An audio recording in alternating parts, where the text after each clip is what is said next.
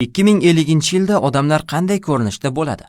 Mutaxassislar o'sha davrda yashovchi insonlarning tashqi ko'rinishi mazkur suratdagidek bo'lishini aytishmoqda. Bunga kuniga atigi 6 soat yoki undan ham kam uxlash asosiy sabab sifatida qaralmoqda. Ta'kidlanishicha, insoniyatning smartfonlarga bo'lgan ishtiyoqi tufayli odamlar hozir tarixning istalgan vaqtdagidan ham yomonroq uxlamoqda.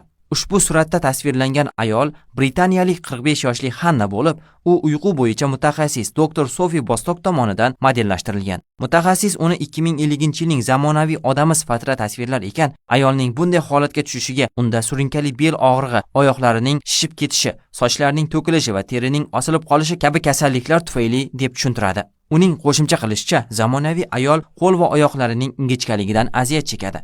Bundan tashqari uning immuniteti past va u doim gripp yuqtirib olishga moyil. Zamonaviy odam sifatida ko'rsatilgan Hannaning tana tuzilishi kam uxlashning oqibatlarini o'rganishga bag'ishlangan 19 ta tadqiqot ishlariga asoslangan. Tadqiqotlarga ko'ra, uzoq davom etadigan uyqu tanqisligi insonni semirib ketish, yurak xastaligi va qandli diabetga duchor qilishi mumkin. Buning oldini olish uchun esa mutaxassislar kattalarga kuniga 7 soatdan 9 soatgacha uxlashni tavsiya qilmoqda. Xullas, bugungi davrning global muammosi yana bittaga ortgan. Bu me'yoridan kam uxlash.